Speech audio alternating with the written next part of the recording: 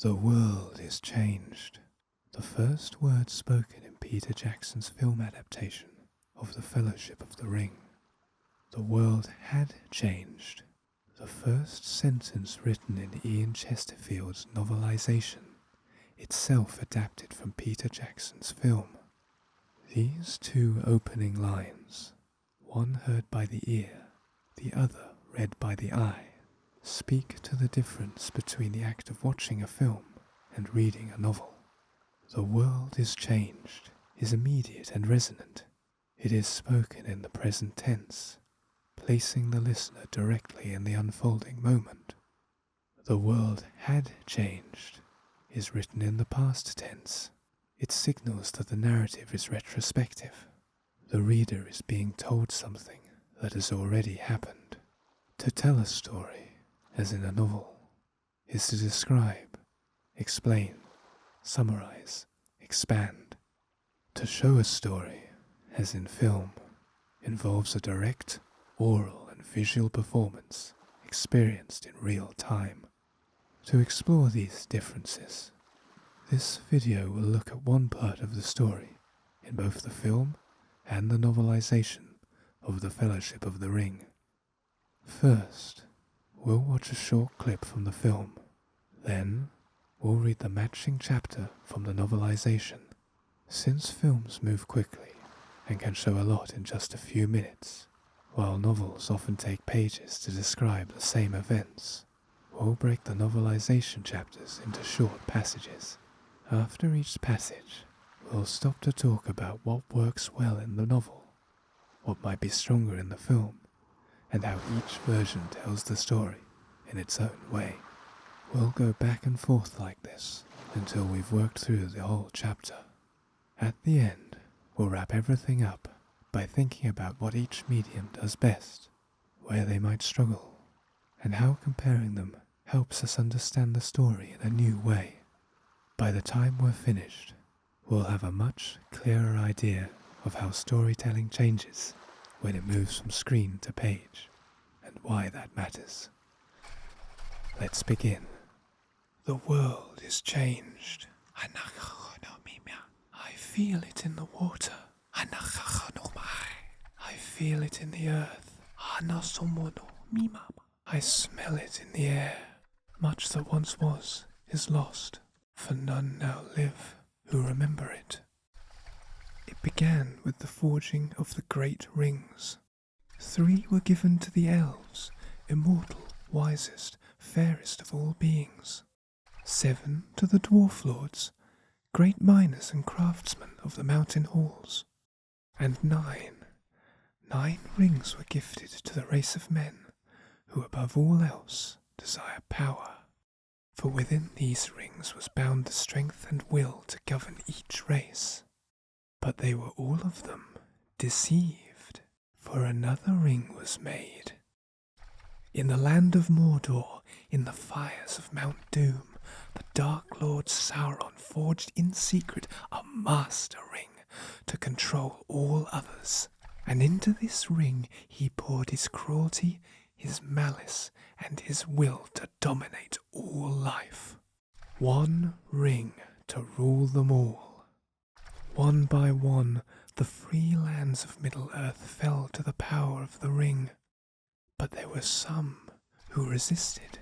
A last alliance of men and elves marched against the armies of Mordor, and on the slopes of Mount Doom they fought for the freedom of Middle-earth.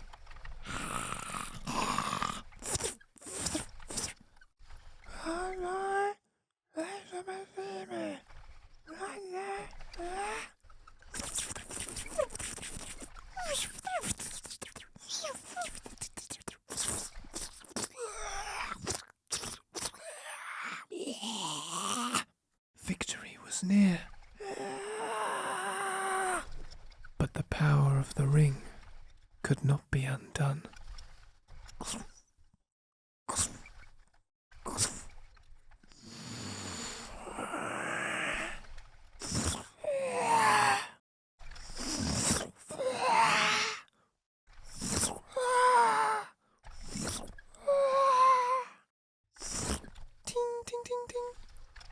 was in this moment, when all hope had faded, that Isildur, son of the king, took up his father's sword.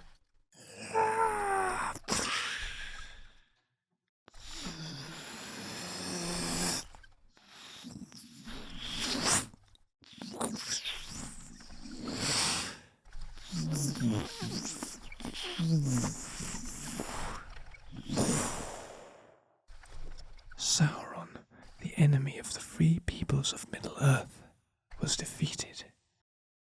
The ring passed Isildur, who had this one chance to destroy evil forever. But the hearts of men are easily corrupted, and the ring of power has a will of its own. It betrayed Isildur to his death, and some things that should not have been forgotten were lost. History became legend, legend became myth, and for 2,500 years the ring passed out of all knowledge, until, when chance came, it ensnared a new bearer. My precious.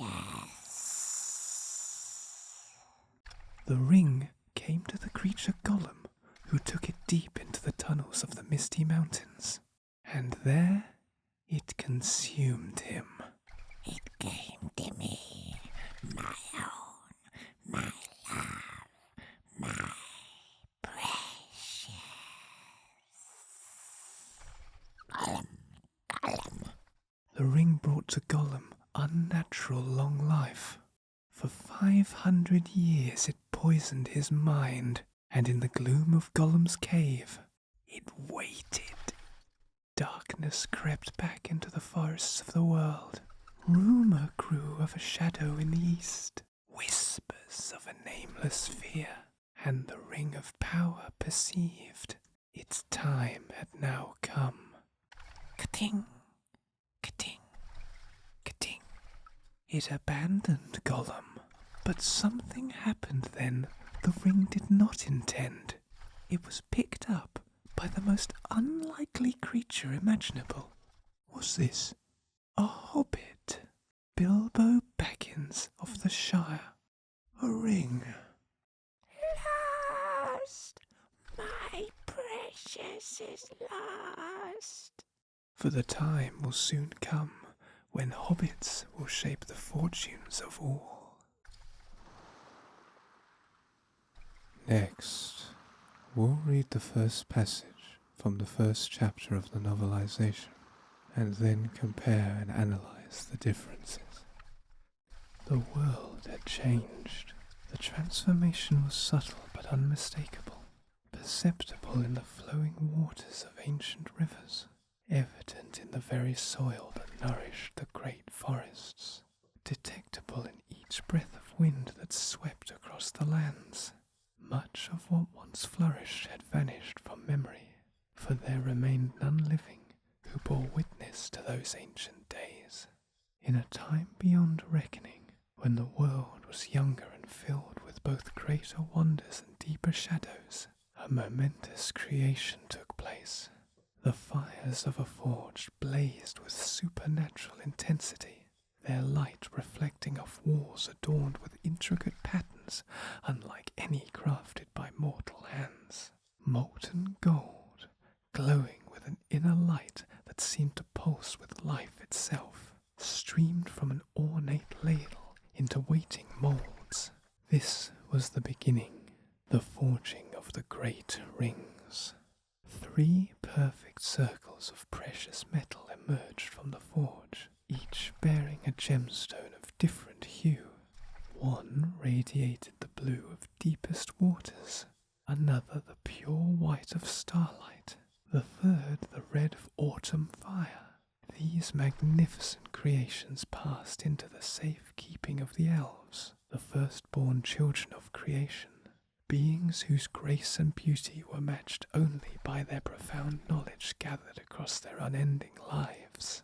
In halls of stone carved deep within mountains, where the rhythmic echo of hammers never ceased, and the brilliance of precious metals gleamed in torchlight, 7 more rings found their place.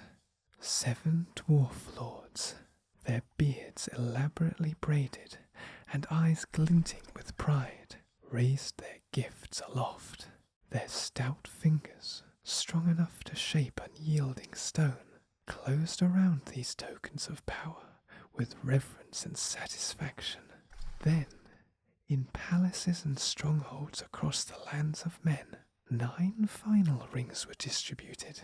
Human kings and warriors, their faces alight with ambition, clutched their newfound treasures close. Unlike the ageless elves or the sturdy dwarves, these men looked upon their rings with naked hunger, already calculating how such power might expand their realms and extend their brief lives.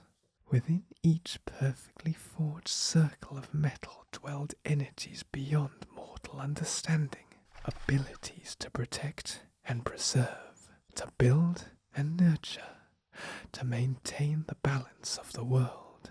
These rings contained the essence and determination necessary to guide each race towards prosperity and harmony, yet all had been deceived.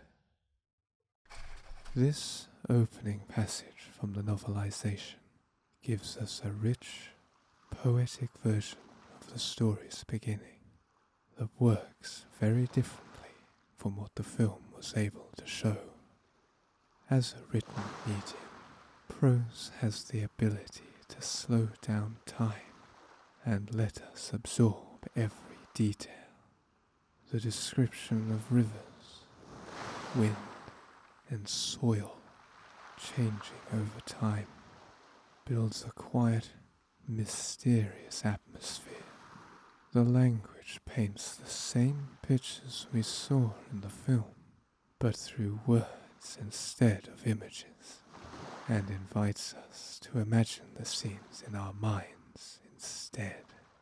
This style allows for reflection and mood building in a way that film is forced to rush through or skip over completely due to film's time constraints.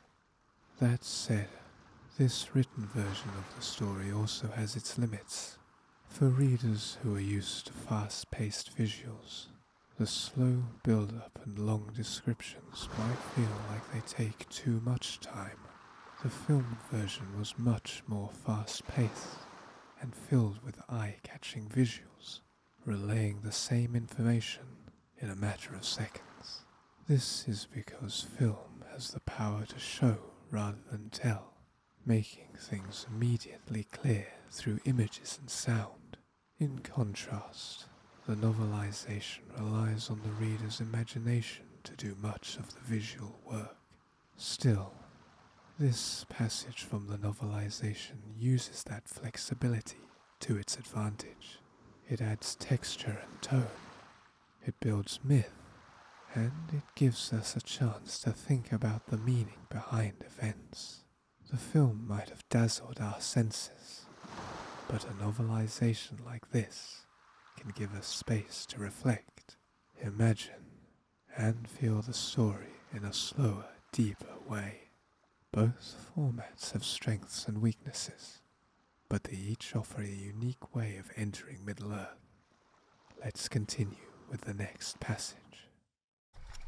Beyond the pleasant lands of forests, mountains and rolling plains lay a different landscape, a region of ash and shadow, marked on ancient parchment maps by a name spoken with dread. Mordor, a desolate plateau surrounded by mountains of knife-edged stone, its very soil poisoned and barren. Deep within this scorched realm, where no green thing grew, and the very air shimmered with heat, Mount Doom thrust its jagged peak toward a smoke-darkened sky. Inside its cavernous chambers, where rivers of molten rock cascaded through channels carved into the mountain's heart, a solitary figure labored at a forge unlike any other. The Dark Lord Sauron, terrible in his power and purpose, had prepared for this moment across countless years. his hands encased in armour that seemed to absorb rather than reflect the crimson glow of the lava, worked with methodical precision at a task of unspeakable significance. Here, isolated from all witnesses save the mountain itself, he forged a master ring. When at last he lifted it from the fires, the simple band of gold appeared almost humble in its unadorned state. Yet as the scalding air cooled against its surface, fiery script began to manifest along its circumference, glowing symbols of an ancient tongue that spoke of dominion and subjugation. Into this small circle of metal, Sauron had channeled the essence of his being, the boundless cruelty that took pleasure in suffering, the calculating malice that corrupted all it touched, and above all, his overwhelming will to bring all living creatures under his yoke. This was no mere trinket of power, like those gifted to the races of Middle-earth. This was the vessel of ultimate control, crafted specifically to bend the other rings, and through them their bearers, to Sauron's indomitable will. The ring fell through darkness, as if descending through the ages, trailing fire in its wake, like a malevolent star cast down from the heavens. Across the once peaceful territories of Middle-earth, a creeping shadow began to spread. Villages that had known generations of tranquility found themselves besieged by horrors. Terrified families abandoned ancestral homes as twisted creatures, orcs bred for war and carnage, swarmed across lands that had never known such evil. The screams of the innocent echoed through forests and across plains as realm after realm succumbed to the expanding darkness. One by one, the free territories of Middle-earth fell to the power of the ring, unable to withstand the force of Sauron's growing might. This passage from the novelization shifts the tone from ancient wonder to deep foreboding, showing us the forging of the One Ring and the rise of Sauron's power. As prose, it uses vivid language to create a strong sense of atmosphere. Mordor is not just described, it's felt. The words evoke heat, ash, isolation, and evil. Unlike the film, which breezed through the Mount Doom sequence in a few seconds, the novel builds tension through careful description. The reader is invited to imagine the unbearable heat, the silence around Sauron as he works, and the eerie glow of the ring's inscription. One of the strengths of the written form is its ability to explore Sauron's purpose and emotion, even without direct dialogue. We learn how the ring contains parts of Sauron's very spirit, his malice, his will to dominate, his joy in cruelty. These ideas would have been impossible to express in the film without the narration, but even there, we only focus on the dramatic moment the ring is lifted from fire, whereas the book can go further, explaining the deeper meaning behind the act. That said, prose also demands more patience and effort from its audience. As we've seen, the film viewer absorbed all of this in a few intense, thrilling minutes, supported by sound effects and visuals that heightened emotion immediately. The written version is slower and more internal. While that gives it a chance to explain and reflect, it can be more abstract or harder to follow for readers not used to poetic or heavy language. Let's continue. Yet in this darkest hour, when all hope seemed to fade into shadow, resistance kindled. Throughout the realms of men and elves, warriors gathered their courage and their weapons, forming what would come to be known in songs and tales as the Last Alliance. Isildur, whose noble features bore the weathered determination of his lineage, led the armies of Gondor across the vast, windswept plains of Dagorlad. The gleaming armour of his soldiers caught the fading sunlight as they marched in formation, their faces grim but resolute. Beside them strode the immortal warriors of the elven realms, their movements fluid and precise, their ancient eyes having witnessed centuries of both peace and conflict. Together they advanced towards the foothills of Mount Doom, where the fate of Middle-earth would be decided. Two great armies faced each other across the barren field, the combined might of the last alliance standing in disciplined silence before the savage hordes that served the Dark Lord. The contrast between the forces could not have been more stark. On one side stood the noble Gil-galad, his elven armour catching the light like living silver. The wise Elrond, whose ageless face revealed both sorrow for the necessity of battle and determination to see it through. And the proud Elendil, father of Isildur and High King of Gondor, his bearing regal even on the precipice of war. Opposing them stretched an abomination of nature, thousands upon thousands of orcs, their misshapen bodies covered in crude armour, their weapons notched and cruel, their yellow eyes filled with bloodlust. The twisted creatures gnashed their jagged teeth and brandished their weapons, hurling guttural taunts across the field in anticipation of slaughter. Then, with a collective roar that seemed to darken the very sky above, the orcs surged forward in a chaotic wave of flashing metal and barred fangs. Elrond, moving to the front of the elven archers, raised his arm with practiced authority. His voice rang clear above the approaching cacophony as he called out commands in the ancient elven tongue. "Ready yourselves," he cried, his words flowing with the musical cadence of the elven language. The archers raised their bows in perfect unison, arrows nocked and strings taut. "Release!" The sky darkened momentarily as countless arrows arced through the air before descending upon the first wave of attacking orcs. Hideous screams erupted as the deadly rain found its marks. But the orc advance barely slowed, the fallen quickly replaced by those behind. As the distance closed between the armies, the elven warriors drew their blades in one fluid motion. The curved edges of their swords caught the light as they awaited the collision. When it came, the sound was deafening, metal striking metal, the impact of bodies meeting in violence, cries of rage and pain mingling in the chaos of battle. The elven warriors moved with supernatural grace, each stroke of their weapons finding its target with deadly precision.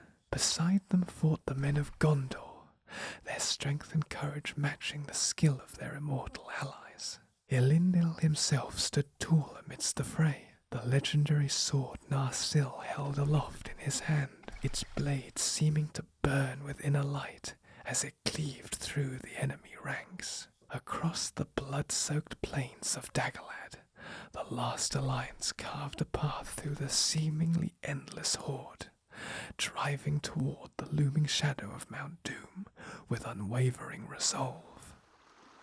This passage captures the grandeur and tragedy of epic warfare with a richness that only prose can fully deliver.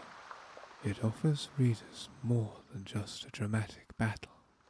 It gives them a deep emotional context, a sense of history, and insight into the thoughts and character of the people involved.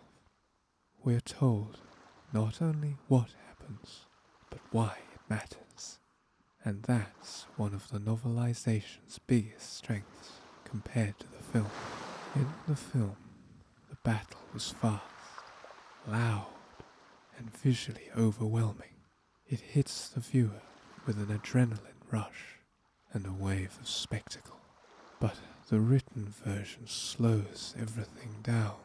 It lingers on each character his presence, the author can zoom in on the grace of the elven warriors or the brutality of the orcs in a way that encourages reflection, not just reaction. However, this medium comes with its own limitations.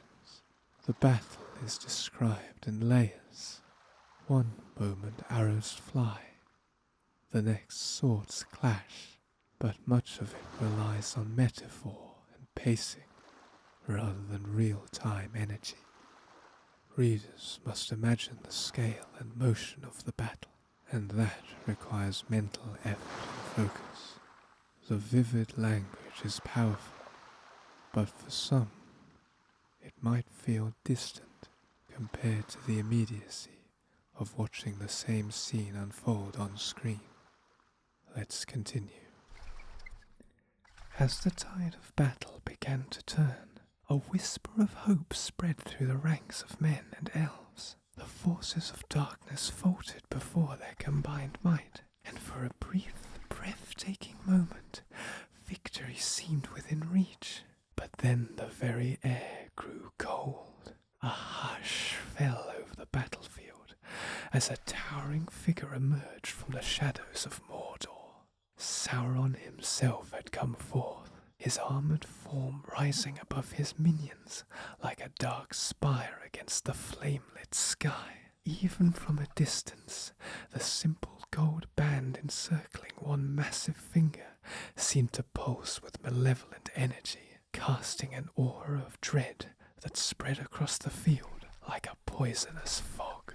In that moment, the fragile hope of the Alliance wavered. The terrible power bound within the ring could not be overcome by mere force of arms or nobility of purpose. Its creator had poured too much of himself into its making, and now that power manifested in devastating fury. With methodical precision, Sauron carved a path of destruction through the once orderly ranks of the Alliance.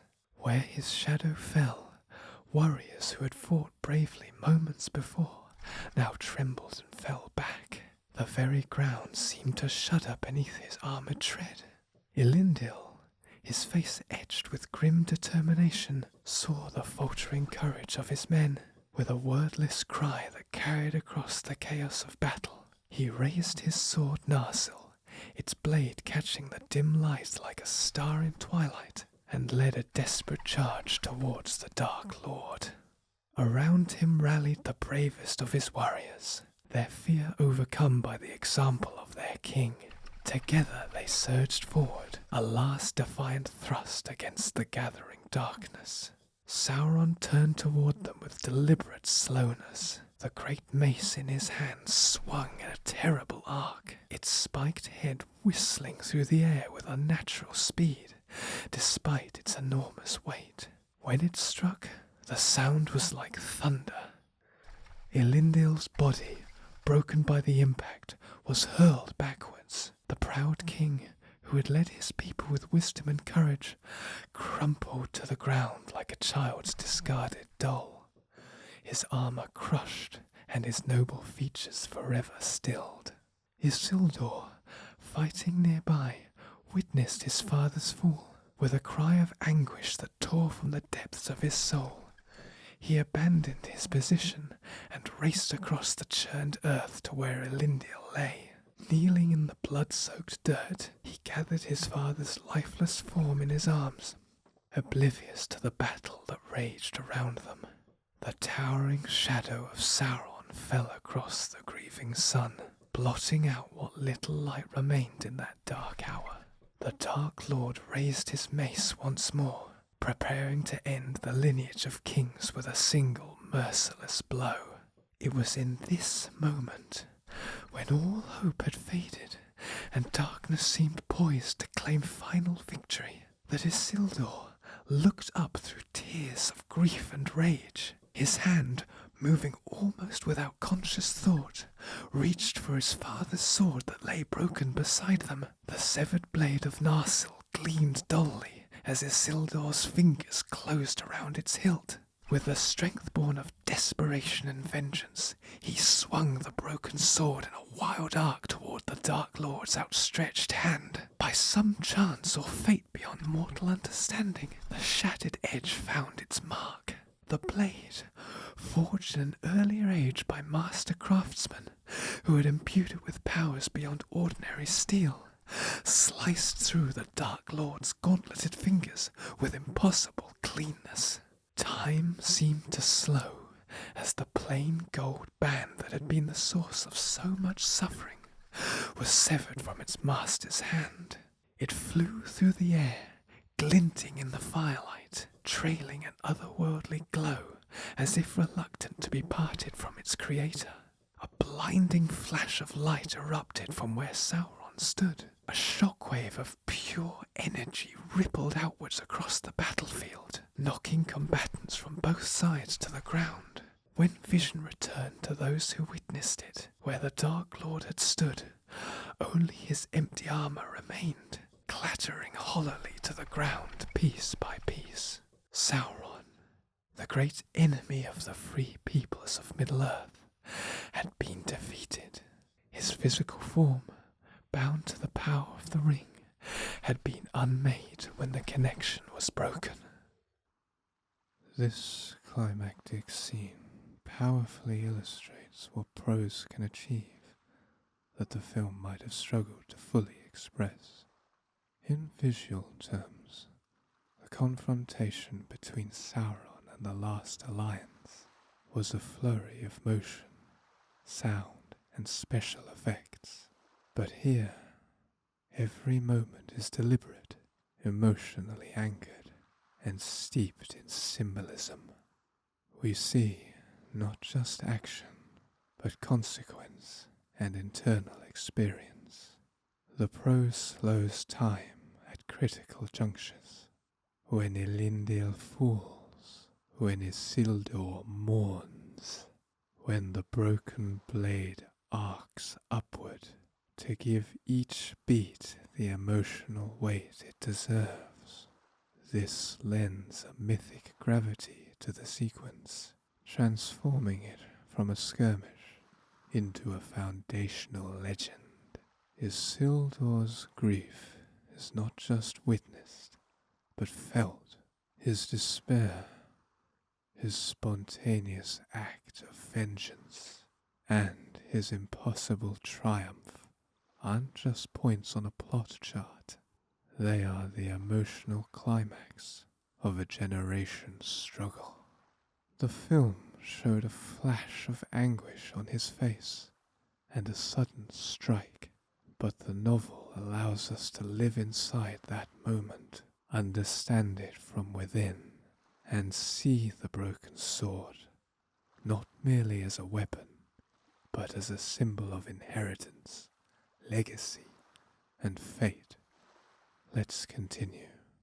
In the stunned silence that followed, Isildur knelt motionless on the battlefield. Before him lay the dismembered fingers of the Dark Lord, still encased in black armour.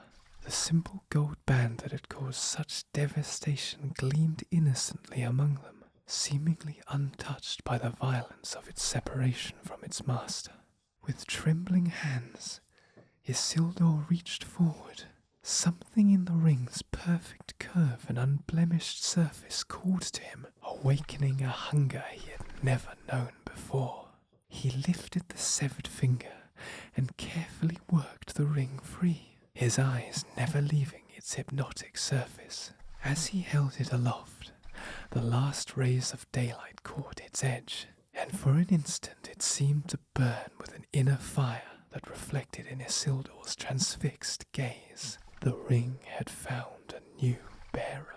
In the aftermath of battle, as the bodies of the fallen were tended and the wounded were carried from the field, Elrond sought out the son of his fallen ally. Upon the slopes of Mount Doom itself, where the ring had been forged, he urged Isildur to cast it into the fiery chasm below, to destroy forever the one thing in which Sauron had invested his malice and his will. But already the ring's whispers had taken root in Isildur's mind. This was his prize, his compensation for a father lost and a kingdom shattered.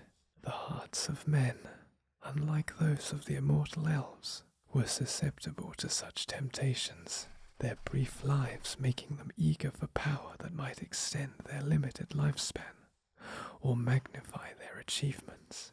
Isildur turned away from the mountain's heart, the ring clutched tightly in his fist. With this single choice, made in a moment of weakness and grief, he squandered the one opportunity to eliminate evil from Middle-earth forever. Weeks later, in the shadowed depths of Gladden Fields, Isildur led a small company of soldiers through forests shrouded in twilight. The ring hung from a fine chain around his neck, its weight seemingly greater than its size would suggest. Occasionally, his fingers would stray to it, caressing its smooth surface with an unconscious possessiveness that troubled those who noticed. But no one had noticed the enemy scouts that had tracked their movements, nor suspected the ambush that awaited them in the deepening gloom beneath ancient trees. When it came, the attack was swift and merciless. Arrows hissed through the canopy of leaves, finding targets among Isildur's unprepared men. Battle cries and death screams shattered the forest's quiet as orcs swarmed from concealed positions, their curved blades thirsting for the blood of those who had defeated their master. In desperation, Isildur fled toward the nearby river. With shaking hands, he placed the ring upon his finger and vanished from sight. The magic that Sauron had crafted into the gold band rendered its wearer invisible to mortal eyes, you see, allowing Isildur to slip past his pursuers and plunge into the dark waters of the Anduin. But the ring, as if sensing its bearer's intention to escape, acted with a will of its own. As Isildur swam, it slid from his finger with unnatural ease, abandoning him in his moment of greatest need. Suddenly visible in the moonlit water, Isildur became an easy target for the orc archers on the shore. Arrows pierced the water's surface, finding their mark in the fleeing king's flesh. Beneath the river's flow, trails of crimson spread from Isildur's wounds. The ring descended slowly through the water beside him, glinting mockingly as the light faded from its bearer's eyes. The son of Elendil, heir to the throne of Gondor, drifted lifelessly in the current as the instrument of his downfall sank into the river's silty bed. The ring had betrayed Isildur to his death, as it would betray all who claimed it thereafter. Years passed. Decades, centuries. The memory of the ring faded from the minds of the living as generations were born, lived, and died. What had once been historical fact became the stuff of legend, and over time, even those legends transformed into half-remembered myths that mothers told their children on dark nights. For 2,500 years, the ring lay forgotten in the murky depths of the Anduin River, its malevolent power dormant but undiminished, waiting with the patience of evil for its time to return. Then, on a day indistinguishable from countless others that had passed before, the waters of the Anduin stirred. Silt swirled in lazy patterns as a pale, thin hand reached down through the murk, fingers spread wide in blind exploration. By some chance, or by the ring's own design, those questing fingers closed around that band of gold which had lain hidden for millennia. As the hand withdrew from the water, it opened to reveal its prize gleaming in the feeble light. The ring had ensnared its next bearer. "My precious," whispered a raspy voice, filled with immediate and consuming desire. The ring came to a creature known as Gollum, a being whose origin was lost even to himself. Taking his treasure deep into the labyrinth tunnels beneath the misty mountains, he retreated from the world of light and warmth. there, in darkness and isolation, the ring's influence grew unchecked. "It came to me," he would mutter in the gloom of his subterranean lair, rocking back and forth as he caressed the golden circle. "My own, my love." His voice would rise to an ecstatic whisper, then fall to a guttural growl. "My own, my precious, Gollum, Gollum." The strange sound that ended his endearments became the name by which he knew himself, his true identity consumed by the ring's corrupting presence. For 500 years, the ring extended Gollum's life far beyond its natural span. Yet this was no gift, for with unnatural longevity came only suffering. The ring poisoned his mind, twisted his body, and hollowed out his soul until nothing remained but obsessive devotion to the object he both loved and hated above all else. In the dank solitude of Gollum's cave, the ring waited with malevolent patience, and slowly but surely throughout the lands above, darkness once again began to creep back into the forests and wild places of the world. Rumours started to spread of a growing shadow in the east, whispers of a nameless fear, and the ring perceived that its time had come once again. The power invested in its making had stirred from dormancy, reaching out to its creator's regenerating will. With purpose renewed, it abandoned the creature who had guarded it for 5 centuries, slipping from Gollum's possession when his vigilance briefly faltered. But something occurred then that the ring did not anticipate. As it lay upon the muddy floor of a mountain tunnel, awaiting discovery by some orc or goblin that might carry it back towards its master, a most improbable hand found it instead. Fumbling in the dark, small fingers closed around the band of gold, fingers belonging to a creature whose kind was unknown to the great powers of Middle-earth, whose existence was so humble and removed from the machinations of evil that they had escaped all notice. "What's this?" murmured a puzzled voice. The speaker was neither tall nor imposing, neither warrior nor wizard. He was a hobbit, Bilbo Baggins of the Shire, lost in the depths of the mountains and separated from his companions. His youthful face, illuminated by a faint glow from his small sword, registered surprise as he examined what lay in his palm.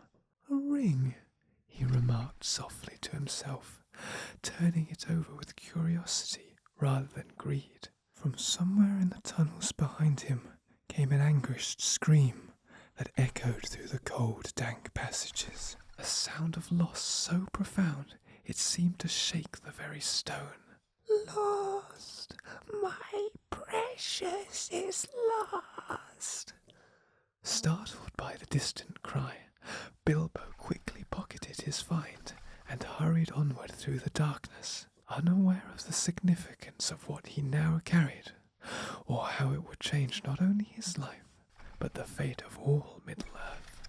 For though none could have foreseen it, the time was soon approaching when the small overlooked folk known as hobbits would shape the fortunes of all. The written medium excels in interiority, and this excerpt takes full advantage of that. We are given access to Isildur's trembling awe, Gollum's corrosive obsession, Bilbo's innocent curiosity, not merely through their actions, but through the emotional and psychological undercurrents behind those actions. This is something prose does exceptionally well.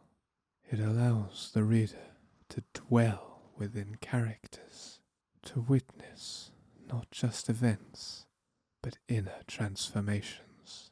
The film could only show us Isildur holding the ring, and Gollum weeping over its loss, but prose can tell us why they falter, what it feels like to be them, and how the ring invades their thoughts.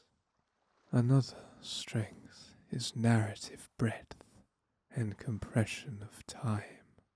The text effortlessly moves across centuries, summarizing the long dormancy of the ring, the rise and fall of characters, and shifts in the world's memory, all without needing elaborate transitions. In the film, such a sweep required a voiceover and a montage, devices that might have felt expository or rushed, but prose allows us to slow time or accelerate it with elegant flexibility. But prose also has limitations, of course. It must evoke what film can simply show. That single shot of Gollum crouched beside the ring in the film, conveyed in seconds, takes several sentences to describe in text.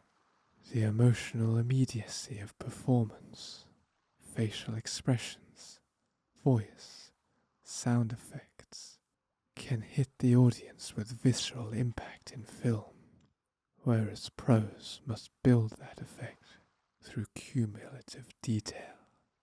In summary, this first chapter of the novelization works wonderfully because it plays to the medium's strengths, psychological depth, poetic resonance, and temporal flexibility. It lets us feel the weight of history, the torment of desire, the quiet horror of corruption. Where it differs from film is not in inferiority or superiority, but in emphasis. Film shows us what happens, prose tells us what it means. Thank you for participating in this comparative analysis. Next time, we'll compare the scene where Gandalf enters the Shire with the corresponding chapter in the novelization.